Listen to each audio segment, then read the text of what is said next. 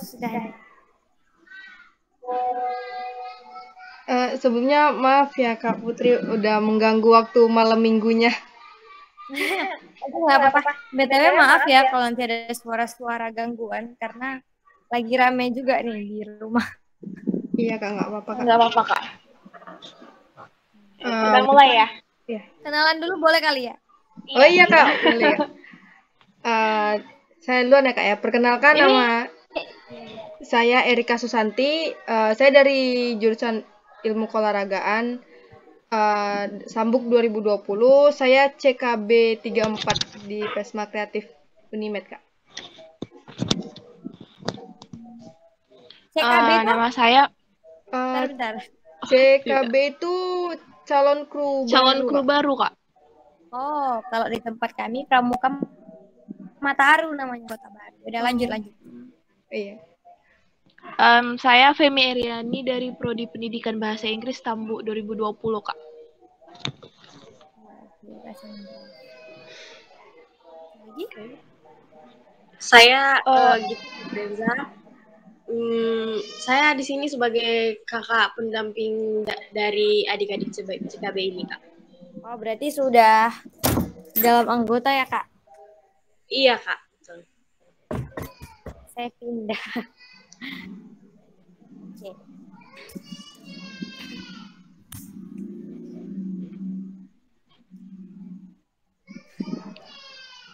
Udah.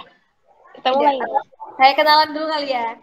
Saya kenalin nama saya Putri Raudari Tonga. Saya dari jurusan Manajemen Fakultas Ekonomi Sambuk 2018. Nah, alhamdulillah sekarang diamanahkan menjadi Ketua Dewan Racana Dewi Sartika di Pramuka Universitas Negeri Medan.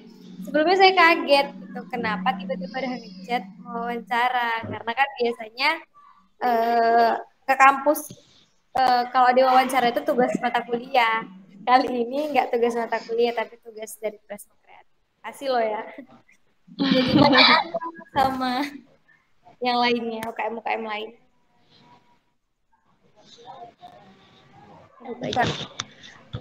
Rik, udah di-record?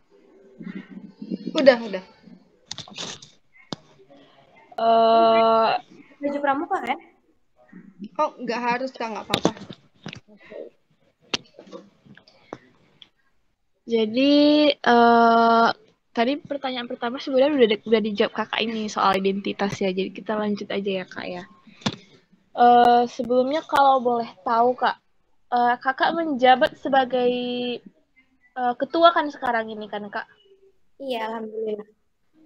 Itu menjabatnya sejak kapan ya kak? Kalau boleh tahu dilantiknya. Baik, terima kasih. Nah, sebenarnya di Pramuka Unimed itu habis masa jabatan namanya. Dia masa bakti. Nah, saya itu alhamdulillah masa bakti di tahun 2021-2022. Nah, saya dilantik pada saat bulan September, bulan 9. Nah, harusnya biasa dilantik di bulan Agustus. Namun ada kendala COVID, jadinya diundur kegiatan pelantikan. Kalau untuk tugas-tugas sebagai ketua yang sudah kakak jalani sejauh ini apa itu kak kalau boleh tahu? Oh, tugas-tugas saya selama menjabat sebagai ketua ya.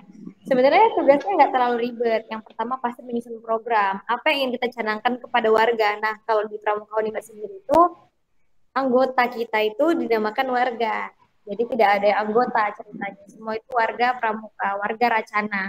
Jadi yang pertama ya pasti menyusun program. Program-program apa yang bisa meningkatkan kualitas dari sumber daya manusia yang ada di Racana Universitas Negeri Medan, terkhusus di Dewi Sartika. Karena di Pramuka Unimed itu ada dua ketua, yaitu ketua putra dan ketua putri, dan saya ketua putrinya. Lalu yang kedua yang pastinya mencari tahu apa itu minat dan bakat dari anggota sendiri. Di mana di setiap pramuka itu yang namanya Racana pasti ada reka. Nah, reka ini isinya adalah orang-orang yang memiliki minat bakat yang berbeda. Misalnya reka jurnalis dan humas. Berarti mereka itu memiliki minat dan bakat menjadi jurnalistik dan hubungan ke masyarakat. Lalu ada reka kesenian dan kebudayaan. Nah, dalam itu ya mereka yang menyukai seni dan tari-tari, mereka akan mengembangkan itu, mengekspor diri mereka di dalam reka tersebut. Nah, kita sebagai ketua yang akan memfasilitasi, jadi sebagai fasilitator untuk warga melakukan apa yang ingin mereka apresiasikan, yang ingin mereka ekspresikan ke dalam dunia. Seperti itu. Baik, Kak. Kalau untuk target yang ingin kakak capai di kedepannya itu apa ya, Kak? Ada nggak kira-kira, Kak? Oke, target. Nah, berhubung di pramuka ya. Kalau di pramuka targetnya itu sebenarnya moral. Nah, kenapa? Karena kebanyakan sekarang orang berpikir, pramuka, camping sana sini, main mulu tuh. Apalagi tuh ada ini yel-yelnya, jargonnya pramuka, pramuka jarang mandi. Itu kan pesan moral, itu jadi tekanan sebenarnya buat kami, orang anggota pramuka. Nah, gimana sebenarnya anggota pramuka itu sebenarnya baik. Jangan salahkan pramukanya, tapi salahkan oknumnya. Karena di setiap tempat pasti ada oknum yang bermasalah. Nggak semua buah itu bagus, pasti ada yang busuknya juga. Jadi target saya selama 10 tahun kepengurusan, 10 tahun masa bakti yang akan saya jalankan ke depannya, alhamdulillah ini udah berjalan sekitar 4 bulan atau 5 bulan ya. Gitu. Nah, target pertama itu ya ingin semua warganya itu pandega. Nah, di pramuka sendiri ada namanya pandega. Jadi, kalau sudah tingkat racana itu yang ada di universitas, usia 21 tahun sampai 25 tahun. Dia harus bisa menyelesaikan kewajibannya sebagai seorang pandega, yaitu menyelesaikan SKU. Lalu, saya juga ingin membuat pramuka Unime itu bersinar lah. Jadi, kalau misalnya kita cek di Google, pramuka, yang keluar paling atas pramuka Unime. Ya, jadi, pengen aja gitu memberikan contoh-contoh kepada pramuka-pramuka lain bahwa pramuka Unime itu ada dan aktif. Bukan hanya di bidang kepramukaan, tapi juga bidang pendidikan, teknologi, dan lain-lainnya. Akan segera kita canangkan, kita kembangkan. Mungkin next kita juga bakalan coba collab sama dari Pers Kreatif ya. Mudah-mudahan nih sudah jauh ini.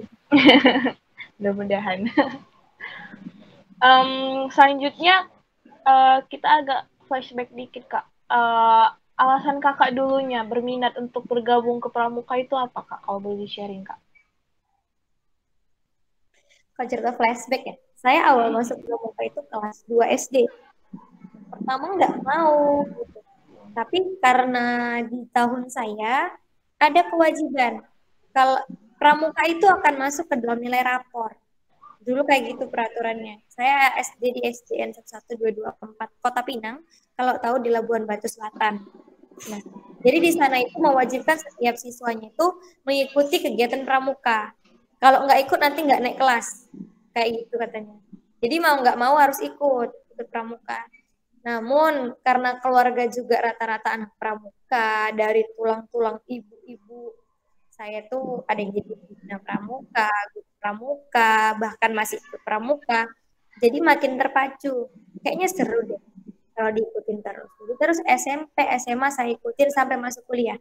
Sebenarnya pas masuk kuliah saya nggak mau ikut pramuka. Tapi karena ketemu sama salah satu kakak senior pramuka Unimed yang juga kakak senior saya di kampung. Saya ikut Dewan Kerja cabang Labuan Batu Selatan, dan kakak ini salah satu senior di situ. Beliau memaksa ceritanya. Udah ikut yuk, masa berhenti di situ aja katanya. Ya saya kan memang nggak niat, tapi ditarik-tarik, udah ikut, sayang lah, udah segitu masa berhenti di tengah jalan. Ya terakhirnya saya mau ikut pramuka lagi, daftar, dan akhirnya sampai sekarang berjalan. Dan alhamdulillah satu angkatan saya, satu Mataru ya namanya, masih aktif sampai sekarang di pramuka Unime. Keajaiban katanya. Jarang-jarang satu Mataru itu nggak ada yang hilang. Biasanya ada yang hilang 1 atau 2 orang. Tapi di angkatan saya alhamdulillah bertahan terus. Ya, mudah-mudahan ini di calon keberapa tadi, jangan ada yang hilang, dipegang terus teman-temannya, jangan ada yang hilang dari Pers Kreatif. Siap, Kak. Selanjutnya, hal yang paling berkesan buat kakak selama kakak bergabung di Pramuka Putri itu apa, Kak? Sebenarnya nano-nano ya. Jadi ada asin, asam, manis di dalamnya. Ya, kesannya itu yang pasti, yang pertama tuh kalau dibilang enak sama enggaknya itu 50% enak, 50%-nya enggak enak. Tapi ya tergantung kita. Kalau memang enggak enak, coba tarik ke diri kita gimana caranya buat enak. Hiduplah dengan kata Tuhan, jangan hidup dengan kata orang lain. Jadi apapun yang pengen kita ekspresikan selagi itu positif, go. kejar, kerjain. Kalau ada orang ngomong A, I, U, E, O, ambil yang baik, buang yang buruk.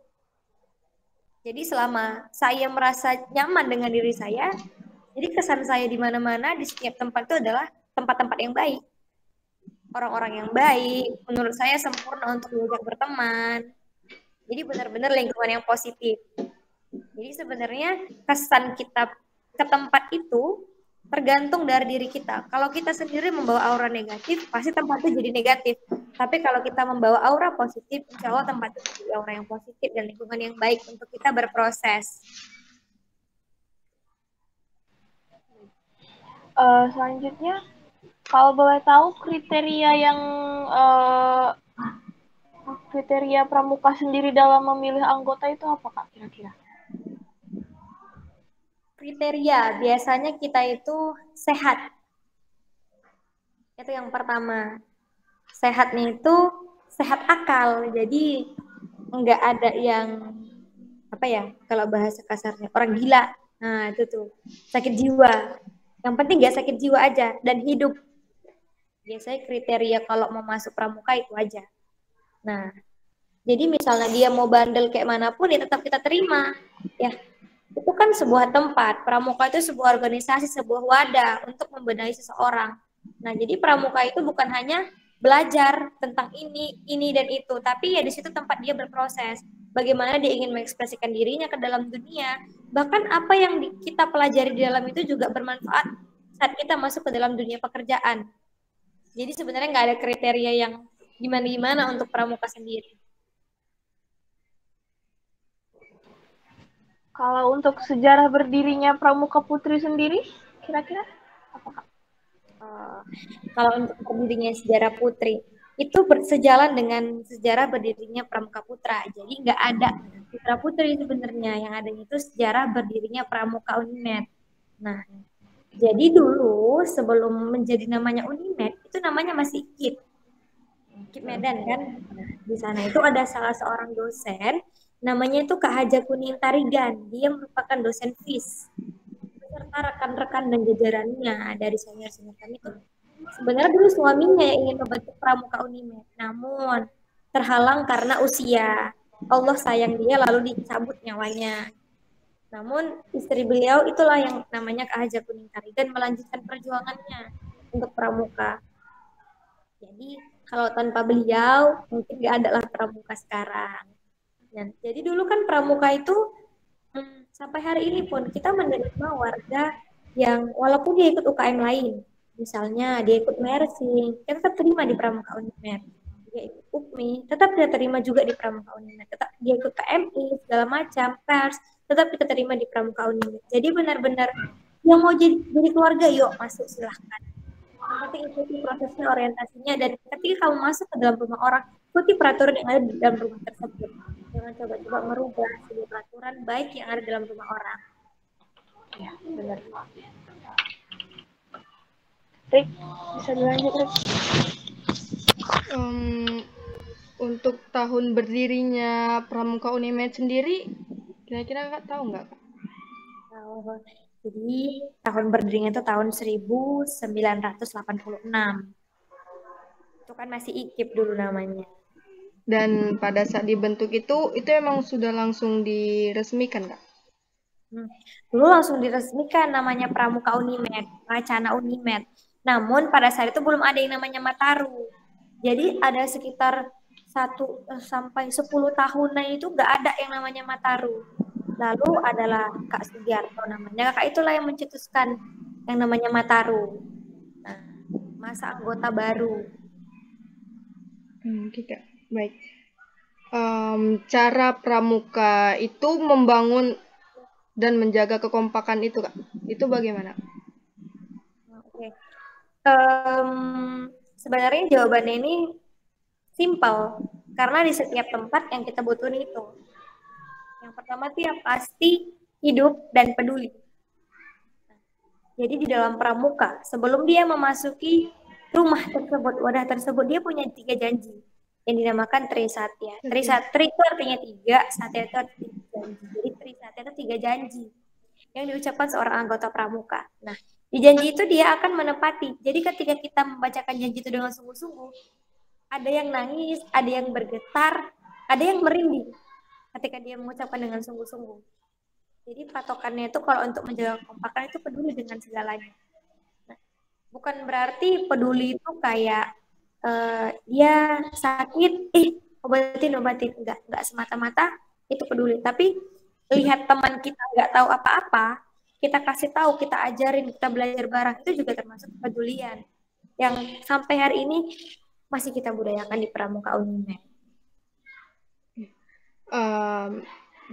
Misalnya nih Kak, kalau misalnya anggota gitu ya, kebanyakan kan anggota itu memiliki sifat yang berbeda-beda, dan ada yang disiplin dan ada yang kurang disiplin, terutama dengan waktu gitu kan Kak. Nah, bagaimana sih Kakak menghadapi anggota yang kurang disiplin itu tadi, dan sekiranya ada sanksi gitu Kak, sanksi apa yang Kakak berikan kepada si orang yang melakukan pelanggaran tersebut? Itu dia tadi. Kenapa ada sistem kepedulian di Pramuka? Nah, Pramuka itu sistemnya keluarga. Tidak ada sistem politik di dalamnya. Jadi nggak ada cerita-cerita dinasti. Yang ada tuh keluarga. Jadi mau kayak mana pun keluarga yang tetap kau terima. Marah pun kau kayak mana, tetap kau sayanginya itu. Jadi walaupun dia terlambat, ya ada kita namanya pemangku adat. Kalau di UKM lain mungkin namanya wakil ketua. Tapi kalau di Pramuka ini nggak ada wakil ketua. Adanya pemangku adat. Dialah pemegang tahta tertinggi untuk adat dan istiadat dalam Sanggar Pramuka. Jadi apabila ada warga yang melakukan kesalahan, ingin curhat, masalah pribadi atau apapun itu, atau yang memberikan sanksi itu pemangku adat yang memutuskan. Jadi sanksi di kita pun nggak aneh-anehnya. Biasanya sanksi itu kamu nggak ke sanggar lah seminggu. Kalau dia udah ngerasa banget jadi keluarga, itu bakalan nangis. Dan rata-rata kayak gitu. Ampun nggak mau. Saya berubah. Alhamdulillah nggak diulangi lagi kesalahannya. Dan kalau untuk masalah terlambat gitu kan, ngaret. Wah ya di mana-mana juga kayak gitu. Nggak di pramuka aja, kuliah aja bisa terlambat. Apalagi organisasi. Kan ceritanya pramuka nggak boleh diduakan, tapi kuliah juga nggak boleh. Tetap nomor 1 kuliah, tapi pramuka nggak boleh diduakan. Gimana lah itu? Berarti harus pintar-pintar ngatur waktunya 50%, 50%. Jadi nggak ada sanksi di pramuka. Mau keluar sejauh apapun, kalau kau datang tetap dianggap jadi keluarga pramuka. Oke, baik. Prestasi Pramuka Unimed ini Kak yang sudah pernah dicapai gitu Kak, itu apa aja? Oke, kalau prestasi Unimed itu dia enggak semata-mata prestasi Unimednya, enggak, tapi prestasi warga. Itu dia tadi, Racana ini itu adalah tempat orang-orang berproses, di mana dia ingin mengembangkan dirinya, minat dan bakatnya. Jadi prestasi itu banyak diraih oleh warga-warga Pramuka Unimed. Contohnya mengikuti kegiatan-kegiatan nasional, internasional, dan bahkan kalau dikatakanlah kalau di kampus itu biasanya karya tulis ya kan. Nah, karya tulis kalau di Pramuka itu juga banyak, bahkan banyak anak-anak pramuka kita ikut timnas dari Unimed tuh. Anak pramuka juga ada, bukan 1-2 orang, tapi ada sampai beberapa lah. Dan kayak karya tulis menang di tempat-tempat yang berbeda, nggak mesti timnas juga banyak yang ikut. Lalu lomba-lomba kesenian, alhamdulillah kita menang. Lalu menjuarai beberapa perlombaan nasional maupun internasional. Dari itu tuh fokusnya tuh warga. Jadi pramuka ini sebuah tempat untuk orang-orang yang berkumpul untuk mengembangkan apa yang ada dalam diri dia. Jadi bukan pramukanya nanti yang keren, tapi orangnya. Walaupun ada embel-embel, dia dari mana? Dari pramuka umum. Jadi pramukanya itu bagus karena oknum-oknumnya. Semua tempat pun kayak gitu. Kalian harus jadi orang baik, biar jangan malu-maluin UKM-nya. Iya benar Kak. Pertanyaan selanjutnya Kak, apa rencana Kak atau target untuk kedepannya Kak? Ini hampir sama sih sama pertanyaan yang keberapa tadi, ketiga kalau nggak salah. Target ya, target saya ke depannya rencana. Ya pasti semua program itu berjalan dengan lancar dan disetujui oleh Bapak Rektor mengadakan kegiatan offline. Karena pramuka itu nggak enak online, kan nggak lucu kalian tepuk tangan online. Tepuk pramuka, dinding yang kalian tepuk kan aneh. Tapi unggun kipilin masing-masing kan aneh. nggak dapat gitu feel nyanyinya. Karena pramuka itu kan belajar sambil bermain. Jadi pengen itu semua program itu terjalan dengan lancar, tanpa hambatan, dan didukung penuh dari pihak birokrasi kampus. Lalu yang kedua, semoga warga-warganya juga semakin solid dan SDM-nya tidak berkurang. Karena COVID ini banyak yang di kampung, banyak yang nggak bisa berkegiatan. Baik, Kak. Berarti dampak apa sih dampak COVID-19 ini, Kak, terhadap pramuka Unimed ini sendiri, Kak?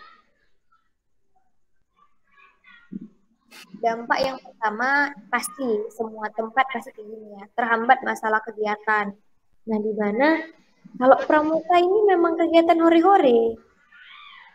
Jadi kalau nggak ketemu langsung tuh nggak kegiatan namanya. Karena webinar bukan pramuka aja yang buat webinar. Tapi kalau kemah cuma pramuka yang bikin kemah. Memang ada yang lain, tapi kan ceritanya family gathering atau nggak camp sama persami. Kalau di pramuka kan memang dia perkemahan pramuka, perkemahan pramuka Sesumbagut, perkemahan ini segala macam. Jadi pengennya semua berjalan dengan lancar, nggak ada yang sakit, dan alhamdulillah sampai hari ini pramuka Unimed itu nggak ada yang namanya kena COVID, kata-katanya itu nggak ada. Baik, Kak, pertanyaannya udah sampai di pertanyaan terakhir gitu. Mungkin Alia mau ngasih kata-kata penutupan? Salah nama, Rik.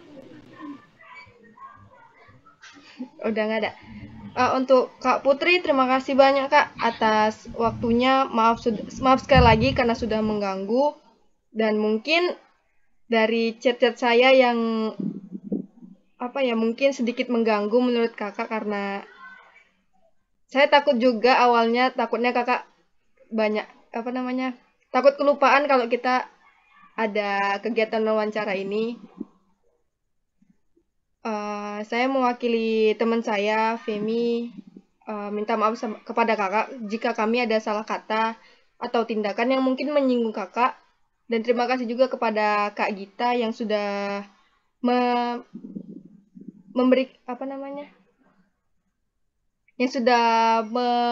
menyisikan waktunya untuk menemani kegiatan wawancara ini. Sekali lagi kepada Kak Putri, terima kasih, Kak. Semangat untuk kegiatan-kegiatan pramukanya. Sehat-sehat untuk kita semua. Amin. Sama-sama. Kakak juga minta maaf ya kalau balasnya agak cuek. Karena memang jarang kali megang handphone. Hari ini aja ada kegiatan yang saya datang. Iya, Kak. Paham. Saya tunggu ya di Pramuka Unimed. Jangan berpikir gara-gara udah online lepas. Saya tunggu di Pramuka. Sanggar Pramuka itu terbuka kok, siapa aja yang berkunjung. Iya, Kak. Kreatif juga terbuka untuk Kakak yang sekiranya ingin mampir, Kak. Boleh nanti kapan-kapan main lah ke dalam ya. Belum pernah saya masuk. Terima kasih kita Femi dan Erika. Terima kasih kembali, Kak. Putri.